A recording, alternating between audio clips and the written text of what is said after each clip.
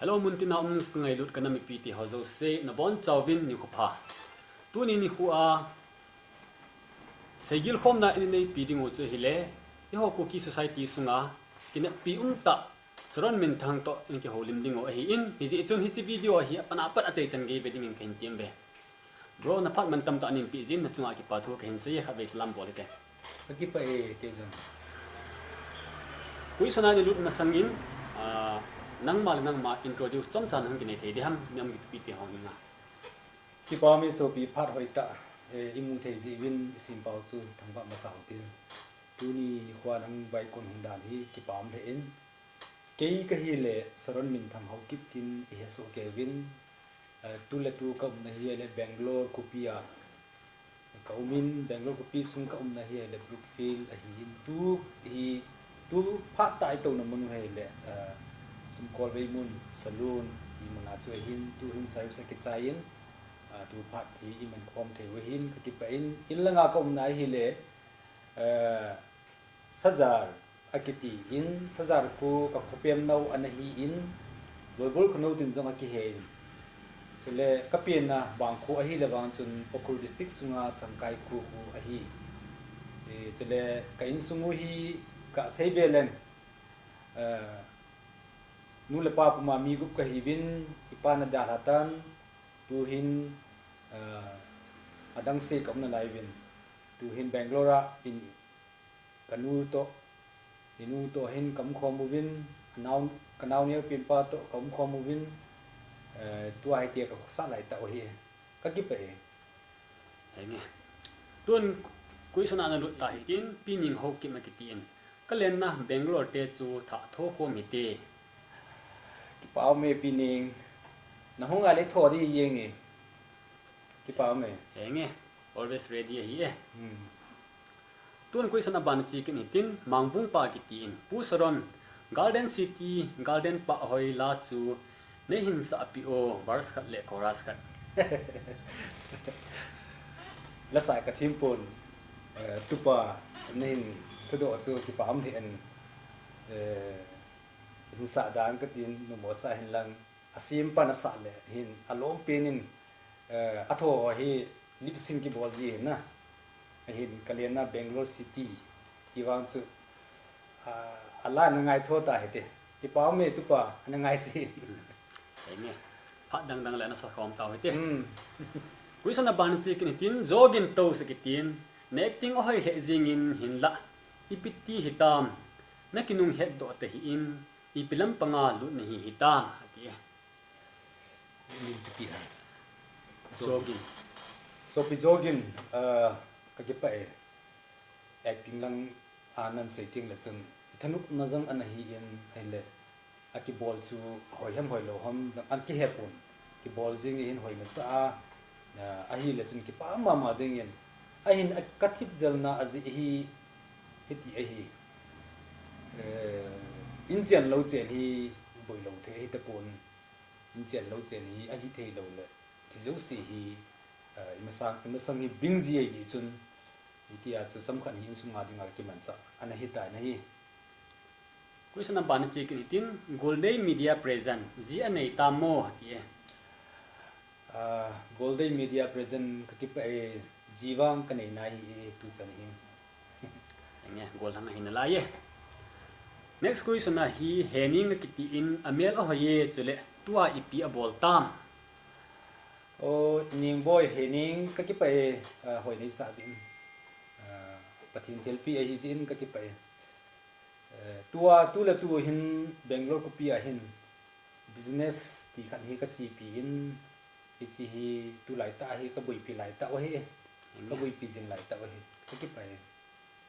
aban kui sona si ki ni tin sangpu ku ki tin aman kui sona hin bol hi kui son li chana hin dongin kui son number 1 anulun masa hite kani lei bol ji a mi tam zo in chen khan to na le mi nu mi pa ten a cha teo school akai sa zo na pen hung hi kha he nang lunggel ngai dan ipi an ne yam chom cha hin se yo ti ki pa me kani lei thu hi ise di wa le se ha sa tho ai chu in chen na jang kin nei a result pai na le in chen ang kin nei hi in chele in chen na kin nei tin sum ne pai um sum ne pai am tin education tam ta cha te kan coding o ima sang ding hi support ki bol re ti chu education lam pang hoi ta support ni a hin government in aphal lo khat chu ibat na hi le chun crime lang alu nin kham na the hi ji chun tam ta hi kham tha tam ta mi tam pi het lo hen chi ani ti ngul hin tam ta chi soi the a hi na kham na the hi ji chun ke ngai danin wang chun ka ni nei bol hi i ho dan to ki to lo win kamun phawang ka sapon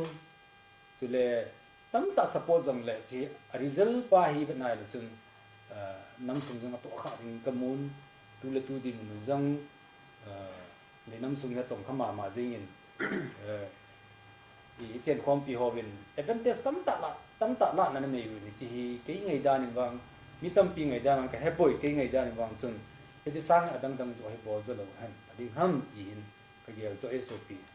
nghe question number 2 na na lut kin hitin inam sungwa hi ati apat anyau penin ipilung gyang nei lew hen ikingai lu uvin ikitu diwem question hoi ta he ki pa me chi hi mi pio set in na no i dei khat a hi in na tam pi yang chi hi question in do ring a hi kang ke ngai danin pathin i ho pau hi di dan ho lo han ke jong nang jong mi au sen ho lo han thil hi hung hoi tin pathin ni za ding le mi hiam jang ki ngai lu na ki za tu ding ki ngai lu du chi tiang chu le inam wa ding a hi lam kai pha pen lam kai hi pin jong mi kita pathin he mi yang chu e pathin mi hon pi du he ti hi ka yin chan ke ngai danin tam ta jang me hi jong le chi pin chu am sa pin in chi lo ka tin ka dei sana kan sei nghe cái bảo me question 3 to 4 hi skip an bolo hite tun question ban chi kin hitin boisi kilong hoisi kitin bro na album hu a hit theijin kan ne num ji e album na thojo si hu ala ho jong hu nang na sim abang ji e ole nang na sim ham a hi lo le la ho hu na than ji ham ati boisi na so pi boisi ka ki pa e na hin do na question chu za num ta jang om ji la ho khu amohon asim hin asim nasim thim ta nan sim mo hi jin asim thim chung ha jang ki pa min asa thim ki num nei le asa thim chung ki pa me tua kin ka tho te ni khu hi le ka tho si khu hi le asim huna ki sa hin na i chun thim ka sa le ken jang ke sa wang cho hi pun asa ho khun lung tan si mo hi chun asim dan le angai to dan ho kho vision kha chum te hin chi ban chun music langa mo po music bol ho jang hin ki tho to charwa amon jang mo sim mo bol hi lo ki chun ken jong ka tho ting le ken jong kai the chana chu to na sei banga chu ke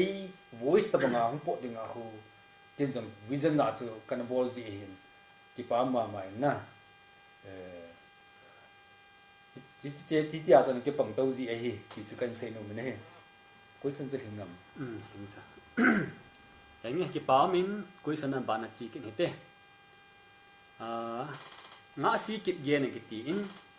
ngai sang brother Sharon mabana album hi zom loading na ti hitam tu chana acting tu chana na acting phazo di om nai poye hin zom kin na ti so pinga si now nu nan sei chu ki pam be se yam le acting wang sa thim tam ta me nang ngai dan khat jang hin tin ki ngai sang lau khat jang hin tin ka ki pa abang ti se tu chana na acting hi ho society sunga na phazo di om nai poye ti is chu nang ngai dan na sei ka ding tin kai ngai dan wang acting thim tai mu ga tun jang actor actress tam ta min ka ngai sa ma mai ken ho jang hi actor tam ta he ting thim mim ta le hi le ai sang a hoi zo ko zo om di hi ting ka sei no min a hin la ni ngai sang na na gel jing lai ji in ka ki pa so pi nghe กินเนี่ยจะแค่ไรจะเห็นไรก็จะเห็นจบแล้วงาใส่ที่งาฮีอีโหคุกกี้ society สงาฮี garden city garden ปะหอยโหคนหอยอามาสลอยนี่อยู่เป็นน่าสักฮิจีก็ใส่ขินละว่าเลยครั้งใครกิติหัวลอยหัวอัลบั้มหัวหุ้งสูจว่าฮีฮิจิโนนgarden ปะหอย garden city คนให้เห็นบ่ลอยฮีฮิจิไล่ตาจนนั่นลอยหัวจะทีมโปรเวทก็ใส่สิบนะฮีโปอินฮิจิเกษตร garden ปะหอยเกษตรสงาหูอาฮิตเป็นจงกตินูเหมือนนั่งอัลบั้มในถั่วคนแล้วสปาจงทีมมาจริงอินมาจงเอมิสงาดิงาไม่สังลอยฮีอินฮิจิสงาหูตัวไล่ตะบงฮีฮิโปอินแคมราหัวจงฮีตัวไล่ตัวอิติอะไรส่วนเลจันบังเดฮีอินน่ะยังเลยที่ใส่สลิปในเห็นหมดน่ะไล่อัลลัมดีนั่นหงโตน้องกี่หอบเพบางคนบัดน้องมาจริงอินไอ้เลยฮิจิอัลบั้มทนได้งาคนนั่งอีจังเกียเทรนนี่กี่บัวละนั่งเลยนั่งท่านอุ้มตากันเนี่ยที่ป้ามีโซฟีคุยเซนจูไอ้จุด first album ฮีเกียดิ้งจุน preparation อีจันนักกี่คนนำที่ป้าเฮก็ง่ายข้อมุดนะเกี่ยงกันเซนอมเนี่ยอัลบั้มกี่ถั่วเขาเลยอัลบั้มฮีถั่วดิ้งอันกี่เกี่ยวเลยแต่อันนี้เห็นละวิกิสิงสุนองเงิน garden อันนู้นโซ่เห็นอากิอุ้มจริงนักตรงนี้มาหงจุน Bangalore City หอยด้านสมุยจุน Garden City ที่ลายันซีมินอันอัศซีมที่เพียงแต่ละกันเลนนะ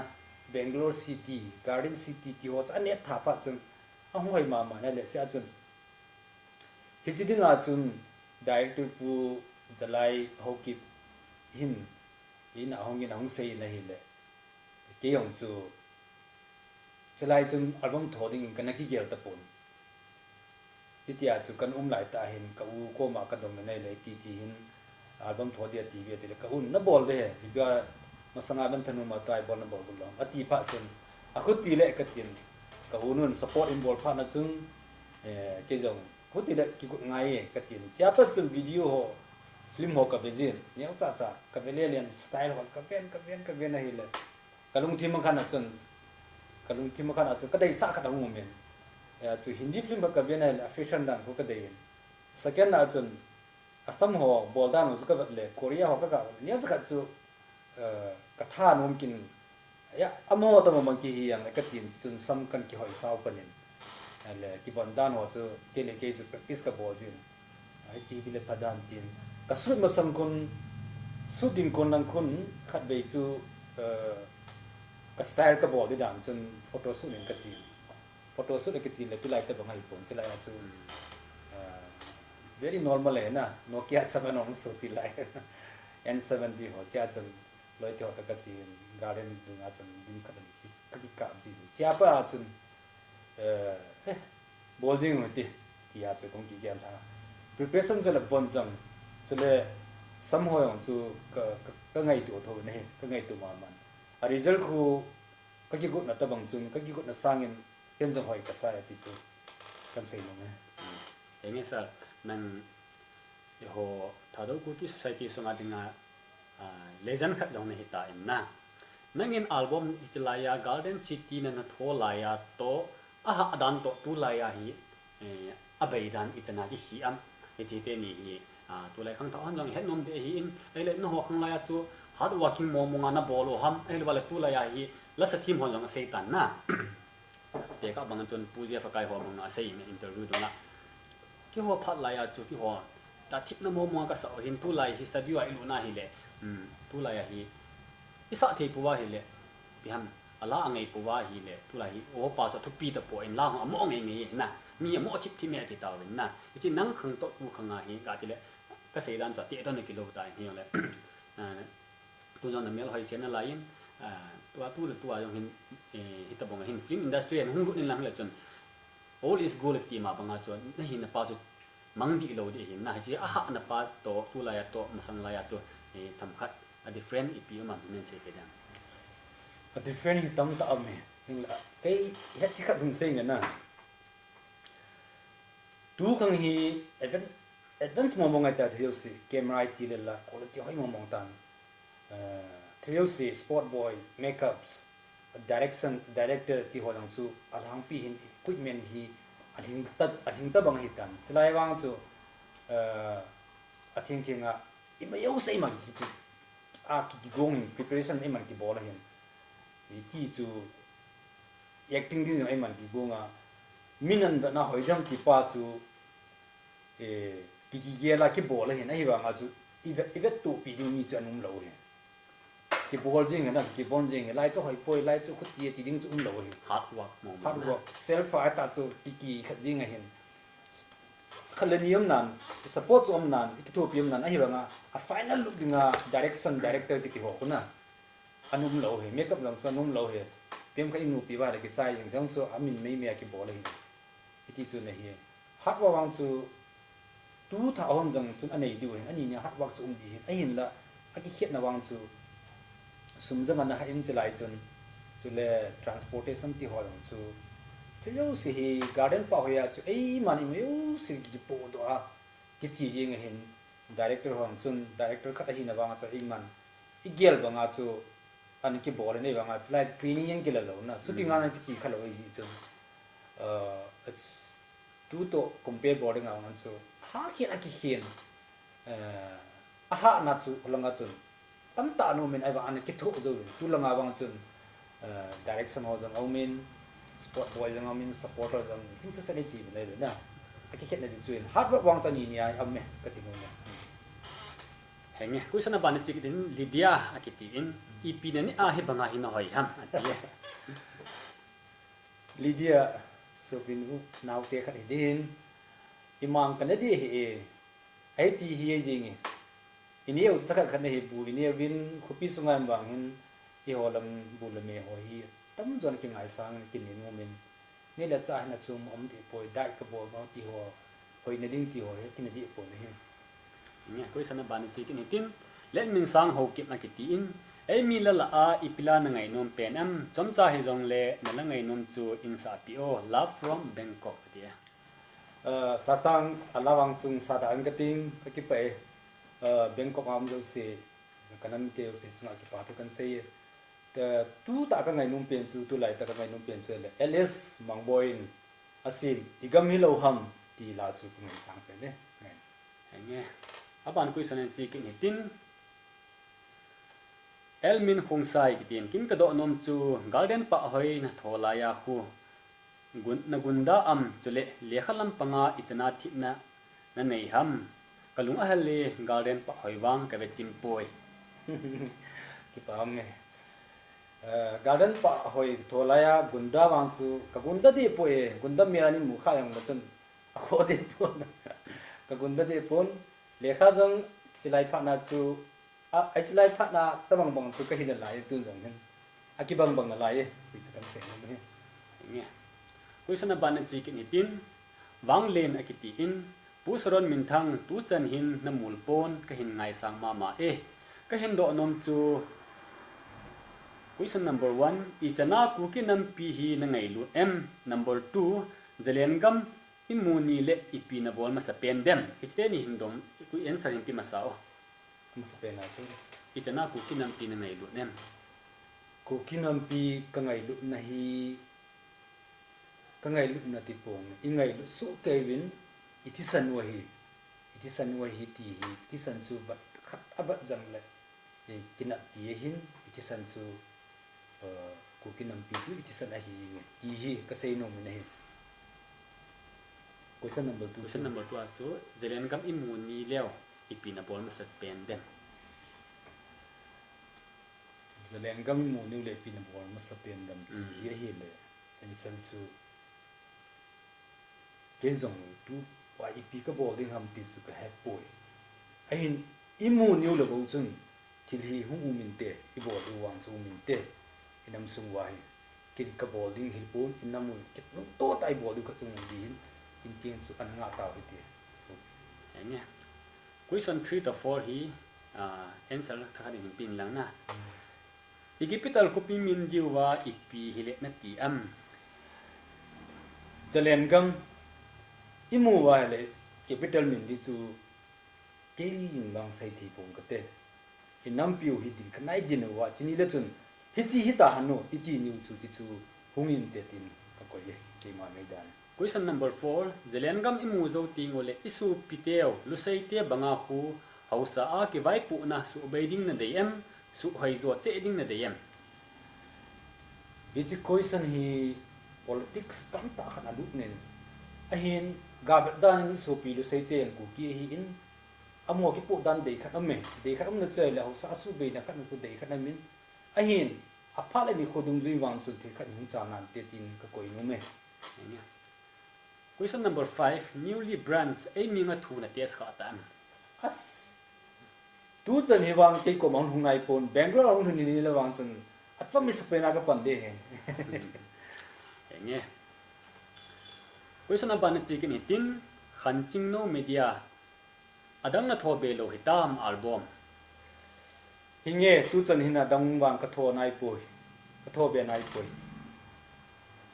idam ba hi le chelen kam mu zo ting ole album hi lam pang hi han lam in bat no mo o boinu garden pa hoi ti ho sanga chu hoi zo le phazo in bolding hi enge question number 9 ki ta hete samlang bai te kitin jina nei tam chule na hoi che che jing in hi so pi ji ka nei ngai poi tu chen hin ki pa me hoi ni sa jin ja sim pau ka thang vai ba me question number 9 kin hitin Tommy Singson na kitin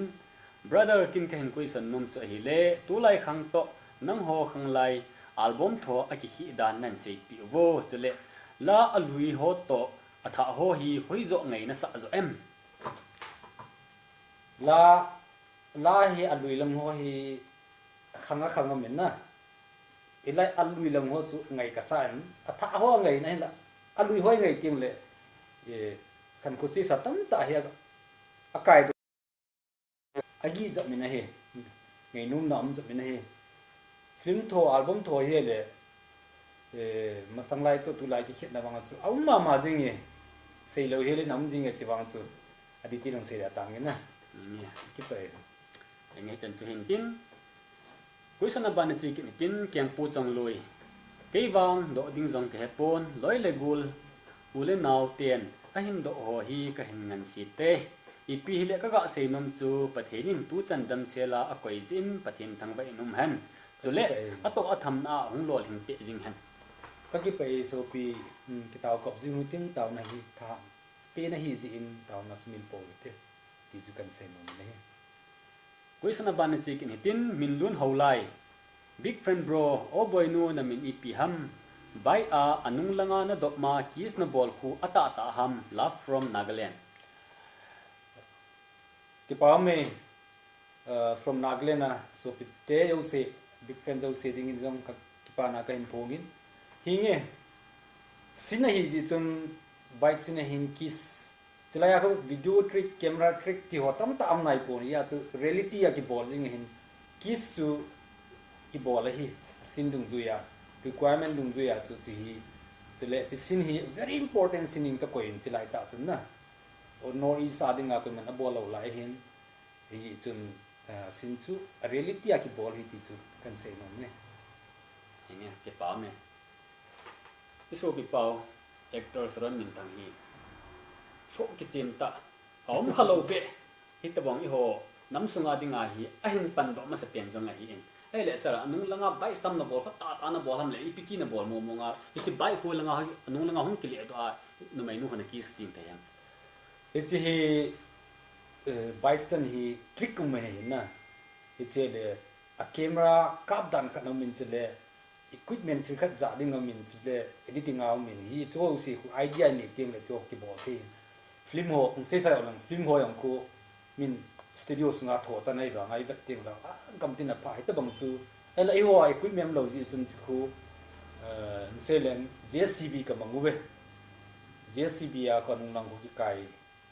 sanga chi sin ku ki bola hi very danger he ji patta lang chu ai chu sport boy ang tam lo na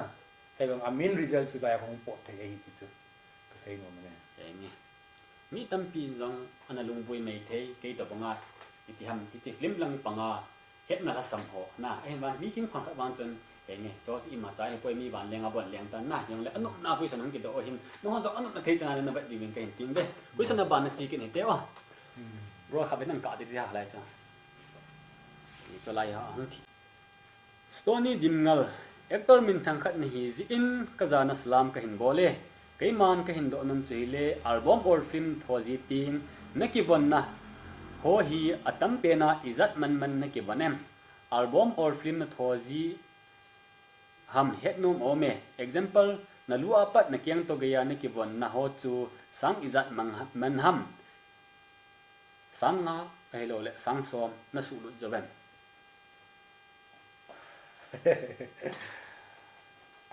Vì tiếng là chân tâm tạ tiếng là cái ngày tổ thu thì ai hiện tâm lúc bốn này gì thì vẫn nói hi sung ga sẽ lưu hành chỉ lại phát nào tiếng chuẩn na sáng thùng sáng đi bận này đi hiện tại exact cho cái dòng cái hết thì bốn này dòng này chỉ lại phát tiếng gì gặp này là chân mà nói sáng đi sáng à thì họ bận chung hiện tại chỉ lại phát chơi ý lệ 2013-14 lang hitan na 2010 2008 9 2008 9 garden pa hoi ka sei khilo la 2008 sorry 8 9 ang hin na 10 na hi le o Boinu ke su na hi 11 na su le 10 2010 ka ang su ai tan nghe chỉ giống chu ghép tu cả ông chu sáu mà dừng đại thì sẽ phát lại à brother Sharon Minthangin sáng thum sáng ngà anh su lu nó cho tu lại ai cả sa mà hi le sáng som chung hi ding de na sáng som chung làm hi ding de ý cho ghép lòng anh sáu chim ta in nghe cái chân chung hiện tin quy sana ban chi kin hite nemi hau kip ji ane hitam ipina ato ham huilaya hitam album tu chanin ka bat nom jing na la ye ipidia acting hi banga thima album atholo hitam love from Aizol so pi bana chikin hitin ipiti dana album tu chanin ajo ka skip ji ati chi huilaya hitam album tu chanin ka bat nom jing na la ye ipidia acting hi banga thima album atholo hitam love from Aizol Kipami from Aizol happening amin pitana name boy hau kip nem boy team le sa jing ki pa ma man tu la tum Bangalore ki ma hi in aban chu tho ding hi ki tho jom lo hi tai ti chu hin tho na di pa am la ba in tho de he ti chu in nga jing de hi anh quý sana ban chi ki te min len kip gen bro nang phat lai chu an nom pening te tu khang hin wang igam sungu abui ji in po na ome o Boinu a bai nu langa na to sanga nu mai aban chu hin se yo atia first question se ka pul nang phat lai chu an nom pe ni tu khang hin wang igam sungu abui ta ji in po na ome hinge phat ading ibat nai le chlai phat chu boin om lo lai tan phat anu ma jing ne he tu phat wang chu tu phat to te ding wang chu sun na za nei tai bai nung langa pina ti chu ipi pen ham ken ke thei pon aban chu nang hin continue man ti so lai so bong khana an ko ji in na hinge chi jong cho question answer aban chu hi le bai chu stana ki bolin nga nu ne ko hang pa chun kiss love sign ka cha ki pi hung in ini muta video album ma chi chu di da ne te so pe question aban chi ki tin Kennedy material tu chung igalwa hi itidana ku ki pasal he thei khat hi a volunteer panala alo ham itelam dola panala am so pi volunteer la kapan lo na azi hi kapan nung lo hi pon ke hi Bangalore kam kal hi kum som mi hinga hi ta ji in lai hi ko sa dan a hi in chen lo chen ki bol hi ji chun hi ti ka sa dan hin kam boina hung pha chun kam boina hin pang thei thei i pangu ve anin ka awang tu sei da taw tin nung ho front line na pang ho ko jo si yang samut kan bol na he thing thing chule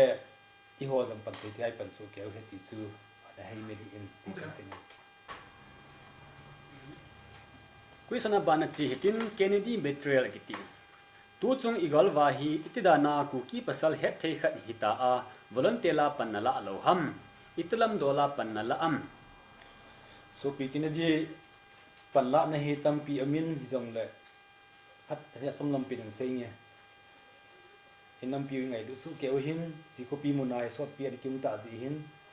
hon pan kan la na di pe nu hi le pan kala na pe nu che hi le gal ki pa na hi pan ha ta kala jing hi ti ku pi sunga mo hin ni happy ding in kan ha se anya gampa ma uma ki hi jing wang hin in langa don le kai ei lo wa he le thil za chom ho a hi seido thailo hi ko ma hi pan pila hi na ji chon in langa so pi ula nau te hon zong gampa ma mo hi nei oi mo hi win ki hon hi langa pan hin i phiam khat in saving ka ting nan nei mo na sa o zong mai the hi ki ho ji a hi tu ni chan gi an hong front line an no ho ji a zong ki ho lu mu nga hi gampa ma hi ta hi sum la pai ka hin holwa in langa hi pan thei chana ka hin pan pi hi ve ti chu chom lam ta ka hin se hi ve koi sana ban chi kin hi te kei ma step in ka hin do nom chu itia pat gamdanga no hitam gamdanga na to na nei ham igam sung hi banga bui ta a nagam hu na dia village volunteer a panla dia no hung kile loading ham so pi cha hen gamdanga ka na hi le 2003 June 17 ya Bangalore ka lunai tan tu ni chanai ka na lai hin ilanga volunteer ka hung tho te lo chu tun jo enjoy nang sei ta win volunteer ka hung the lo na aji hi hilanga hi ke kum so ta ka hi in ka hung do nu ma man ka hung do the lo wangin volunteer lo ding in kopi bonam zo sin pan hi ha ta ke la hin nu naw chapang sumle pai wa a hi lo le ni da cha ba dinga pana thei chana hi hoi lai hung kat be chu ka hu bi du he ti a hi om zo sin pan kala jing he ti chu ni he ti se no ne engge ki pa me su pi step gamdanga nanam mi te nanam pasal ho jong hi hung do na ding ni hu a hung thuna a hi ta hi jong le hung po do ding hi na dung niaw hi bene na kuisana ban chi kin hete lulun nei sil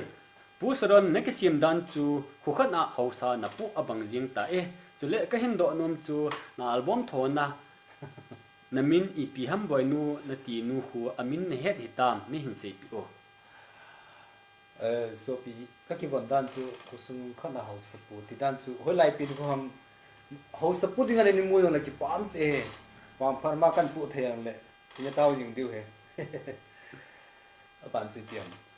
o Boinu Namin ipi hama no me nu nga nu hu amin ipi ham ne het hitam ka to pi nu na sei ham a he lo le hangi actress nu sa sei ne actress nu na sei a hi le wang chun da he jing he lun ching a hi na lun ching ho ki pa hi chlai ta ding chun chu da amin chu hen a hen la anang indirect khana na sei le wang chun chu tu pa ta he kan jon the lo lai de he zang khulen ho kip a ki in hoya no hitam so pi Sharon ipidia album na tholo hitam atin azun zong a hen sei ta in kichi question nyau cha hoi skip a ki bol ji ti ngai le mi kim khanin nu mo na sa ji he na aji sa ban ting le question ka ti pam answer ho ta bonga ta do no hen ki nei ting le hen mi hin pam apun hi tam pi o me hi na echi chu to zang khulen a hen do chu ama sarpa ko na hi answer hen bol lo de he tai echi so pi zang khulen in zong hichi Kihoulim na tok so he amua hi le abul langa chun na question ho jo siang hi answer hen pitai ti chu cham lang ta ke hin se hi nu mo na se hin lang question na ban chi kin hitin omar ho kip Israel ho ki san in jong ala chu a he no he ji ne hitam big fan bro tin aman jong azun na seitan amai bol hang thing sa na hin la ye Israel ho ko ma hi tabunga ki pathu na sei nu ma Israel ki sana hi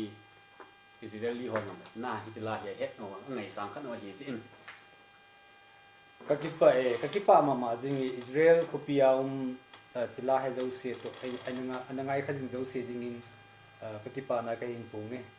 every power chun hedi sang nang ka se ding every power kong ki jin lai de hin nga win nang ti chu a he kan sei nun chu enge so pi omar Israel langa jong hi channel he subscribe the na subscribe in lang 50k running a hi in to hi 50k in money le so pi Sharon Minthang a hi in za le loi la pai za chum ho to seleb hi 50k lop na hi na satta in volume Israel apna sumnan thot diu he question na ban chi kin hite momon ki tin numai itabong na dei em ipiki chon le na dei em hin says o chule numai compounding danjong aman ipiti adeyam hin says o so pi momon pathin ke dinga ayung gon chu pha ka sa jing hi ki pai enge question ban chi kin tin thangcha kip gian ki tin gospel singer pasal la a kui na ngai sang pe nam in sei te yo ala zong in sei tha on gospel singer hoi ka ngai sang so ken ai chu hin na lam pi to ke tu thu cheng le la hi ji hin bonin ngai ka sa en ahin atum bi a ding hi kei gel dan in ka hang thei pun bon wai ka ngai sang su ke hi aji chu hin na lam pi hi ji chum atum bi ka sei ding wang chu ka nei poi ti hi ka sei no me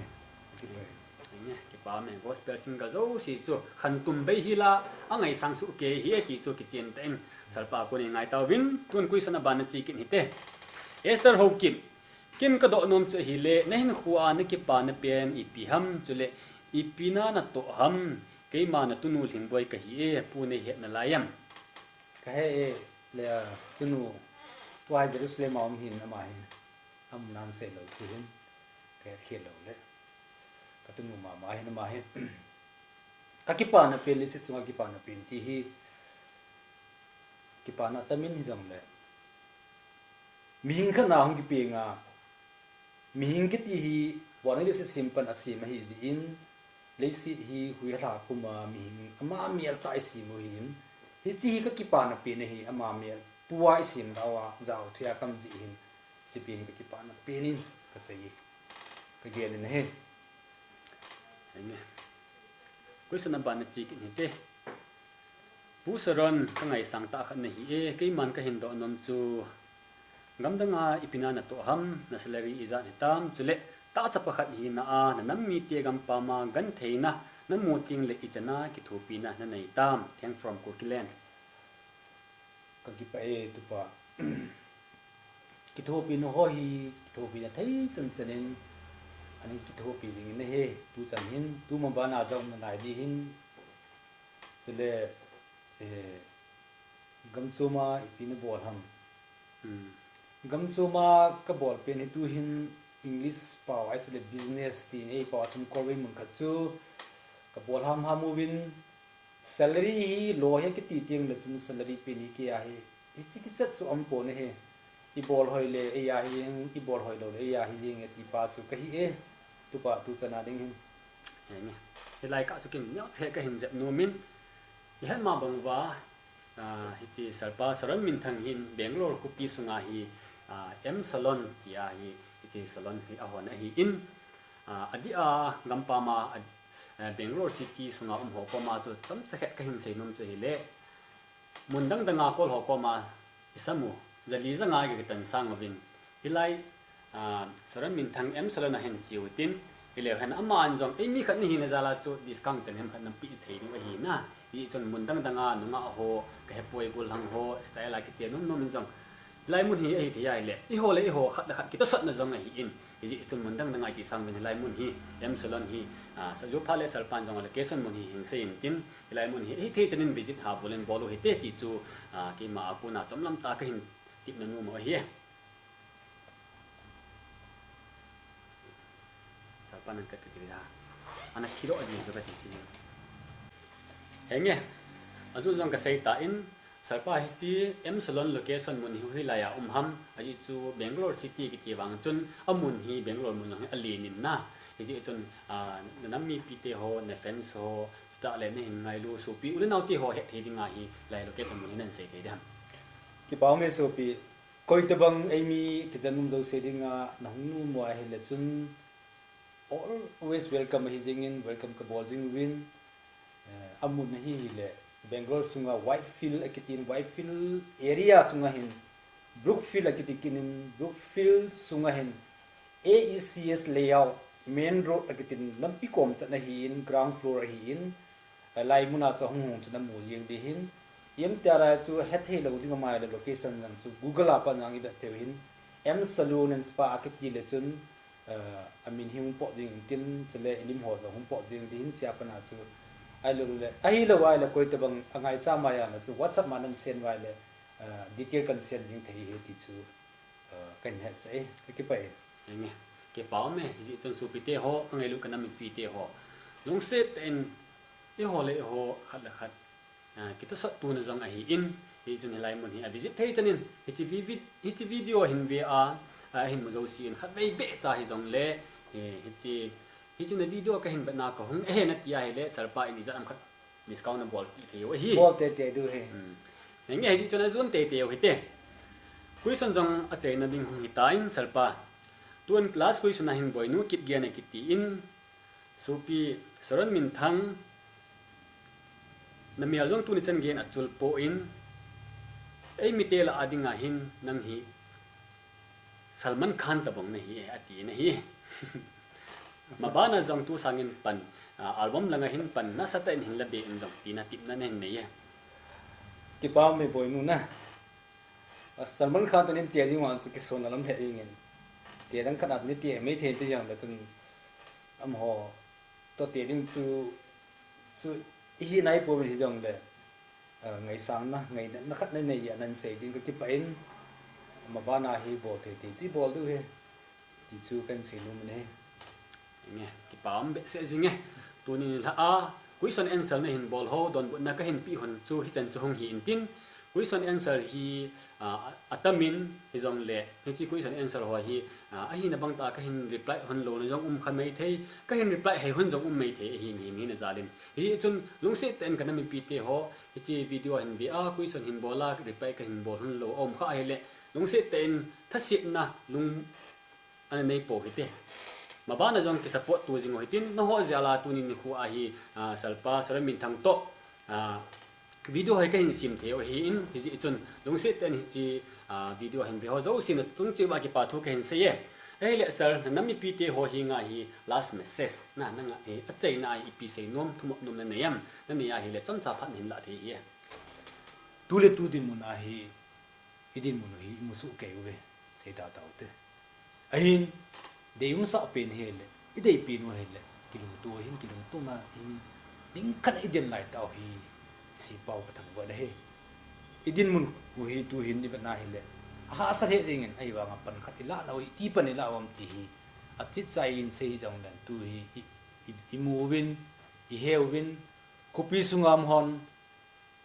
Boinu sit sunga kupi sungam jo se hon jong Jerusalem in USA hon jong holam jo sen jong pan en lan a de sanin front line a ho in pan na ho so le ni da cha tha ho a hi in khusunga atha ho aum mei igel lo do hi front line gati hi phalbi jan da noi thingoi gunoya aum no hi ba na hi le pon na ma man lung sit jong ma man lung sit da jong apung che jingin inam piwa ding in hi chi nu te ho jong pan lawin miu sin pan na adi sen lam kai hon hoilang pena iti isu du ham iti bo du ham chiu si lam kai ho sunga jong hin ki pa ma jingin kilung ton ho hi imusu kevin now nang le kei ki ti um te lo hi la pan la khom hi la khom jing wa ti san khan ai ding ni wa idin jing ning du hi e ka hin ti nu me adi sanin government in British ten he tau chu kuki sa te ai thi lo diu kuki sa te ai din diu tin khan ai din jing du ti hi ka bai la num le ka se num pe na hi ki pe pa me kana min pi te ho tu ni khu a salpato video khui ene ni bolo si chan chuhin tin video apana che chan him be ho do sin bon sa chunga ki pa thu se do lo pen phonge chukit le next video ting le ki mukit ding in na bon chawin bye bye ki pa me a video se chunga ka ki pa